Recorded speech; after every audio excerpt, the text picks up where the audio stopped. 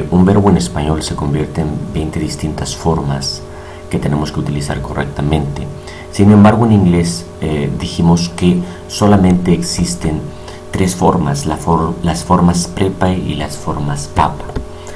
¿A qué me refiero con prepa y papa? Recuerda que te comenté que me refiero al presente, al pasado y al pasado participio. Por ejemplo, el write es un verbo, en presente es write, el pasado, la forma es distinta, es wrote, y el pasado participio es written. Como puedes observar, son tres distintas formas, pero se trata de un verbo irregular y es de los más difíciles. Existen otros verbos que solamente tienen dos formas o otros incluso una con la terminación ed.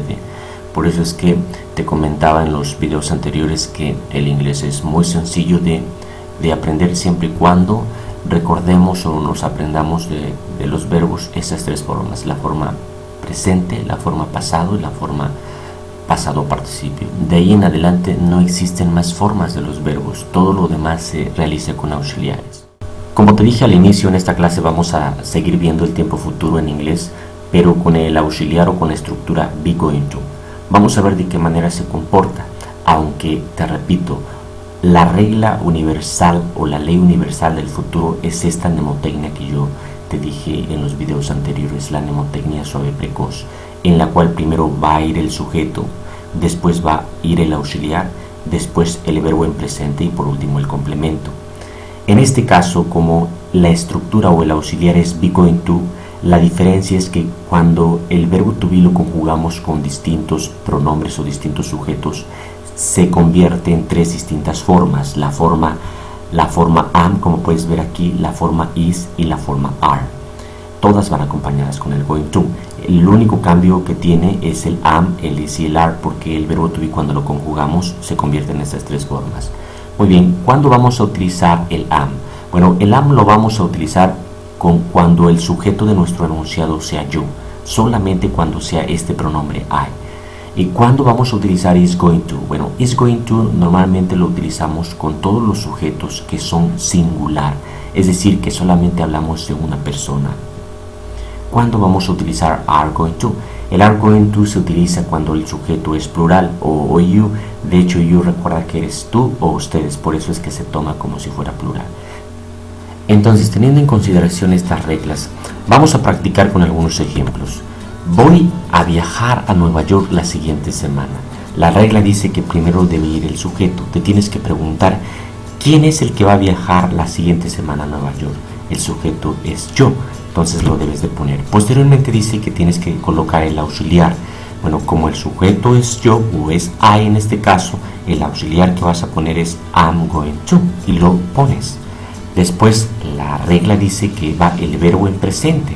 Bueno, como va el verbo en presente, entonces tienes que preguntarte ¿qué es lo que voy a hacer? ¿Sí? La siguiente semana. Lo que voy a hacer es viajar, entonces lo tienes que poner en presente, travel. Y al final dice que van los complementos, que en este caso son a Nueva York la siguiente semana, to New York the next week. Siguiente ejemplo.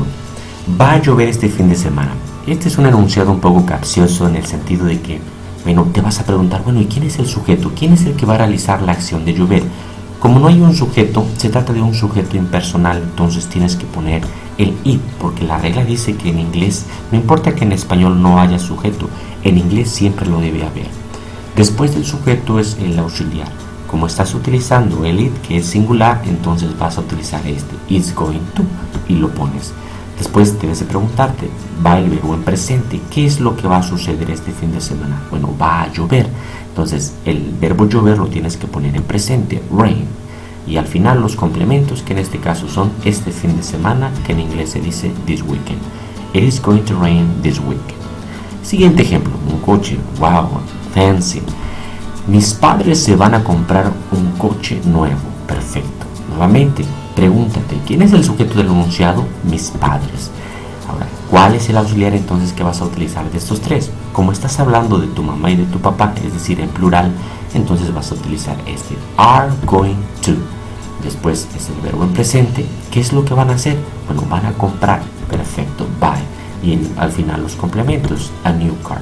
My parents are going to buy a new car. Muy bien, los ejemplos anteriores, como podrás darte cuenta, fueron afirmaciones. Es decir, dijimos que algo iba a suceder.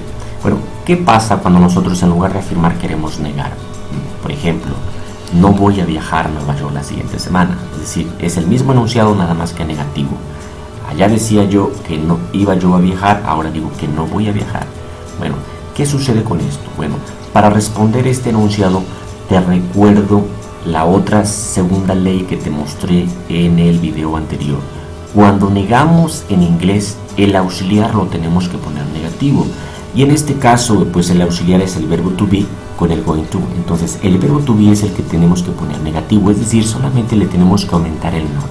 De ahí en adelante todos los elementos siguen en el mismo lugar, solo tenemos que aumentar el not, que muchas veces también se contrae con la conjugación del verbo to be y queda una forma, por ejemplo, aquí isn't o acá aren't.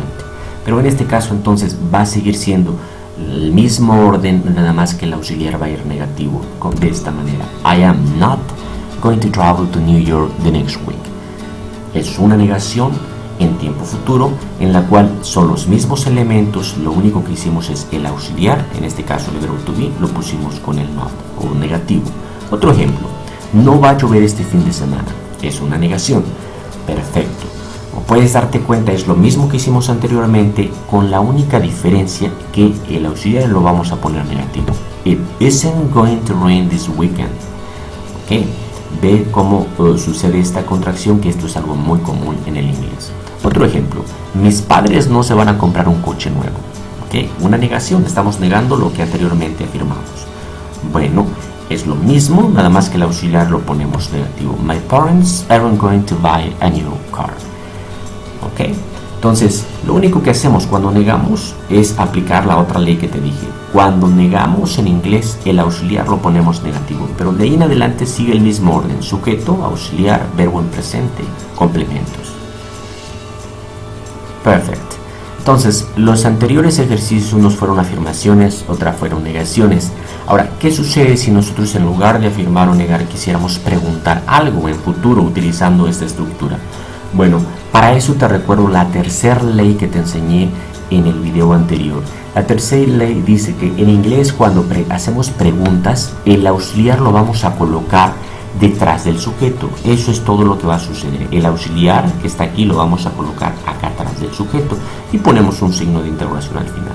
¿Okay? Es el único, o sea, son los mismos elementos, con la diferencia que el auxiliar lo colocamos antes del sujeto. De ahí en adelante nada cambia. En este caso, lo único que vamos a poner detrás del sujeto es la conjugación del verbo to be, ya sea am, is o are. Veamos un ejemplo. ¿Vas a ir a mi fiesta? Es una pregunta que te estoy haciendo y me refiero al futuro, utilizando el be going to. Perfecto, entonces primero tiene que ir el auxiliar, y como la pregunta la estoy haciendo a ti, entonces quedaría Are you going to come to my party? Si te das cuenta, el are está antes del sujeto y después el going to, todo lo demás está en el mismo orden. ¿Okay? Todo eso está en el mismo orden. Otro ejemplo, ¿va a llover este fin de semana? Muy bien. Otra vez, te repito, el auxiliar lo pasamos detrás y ya traducimos correctamente este enunciado. Is it going to rain this weekend? De esta manera. No tienes por qué preocuparte más. Son solo esas tres reglas únicas exclusivamente que tienes que tener en mente y que no se te olviden, y verás que el inglés se te va a facilitar sobremanera. Para que tengas un poco de práctica con respecto a estos temas que te estoy mostrando, que te estuve enseñando en esta clase, quiero que traduzcas estos tres enunciados, aunque pauses el video un poco, pero que los traduzcas para que puedas practicar y ver si estás avanzando y me estás entendiendo en las reglas que te estoy explicando. El primero dice, me voy a casar el próximo mes.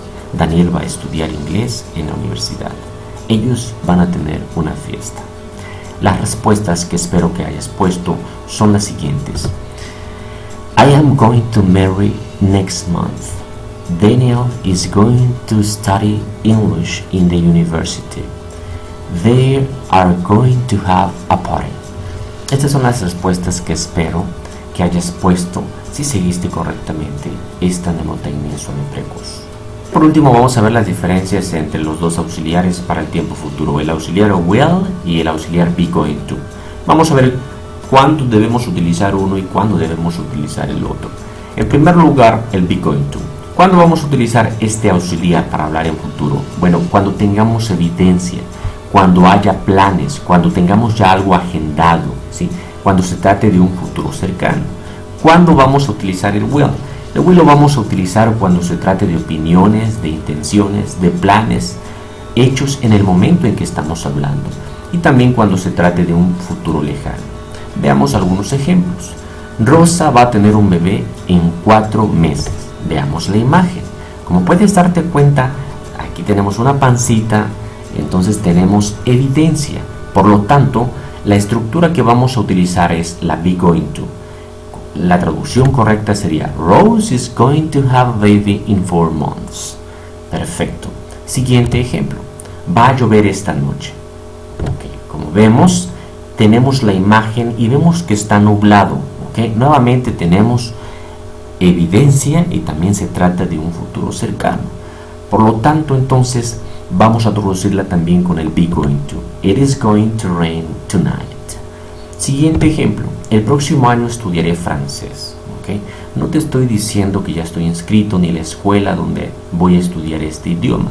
Es precisamente una intención o una opinión tal vez. Por lo tanto, entonces voy a utilizar el auxiliar will para traducir este enunciado. Ejemplo, I will study French next year. Como puedes darte cuenta, en mis videotutoriales utilizo muchas mnemotecnias y estrategias para que jamás y nunca se te olviden las estructuras, ni tampoco el orden que deben de seguir los elementos cuando hablamos en inglés. Amigo, la única manera en la que tú me puedes ayudar para que siga subiendo este tipo de tutoriales es compartiendo mis videos, dándole like y suscribiéndote a mi canal.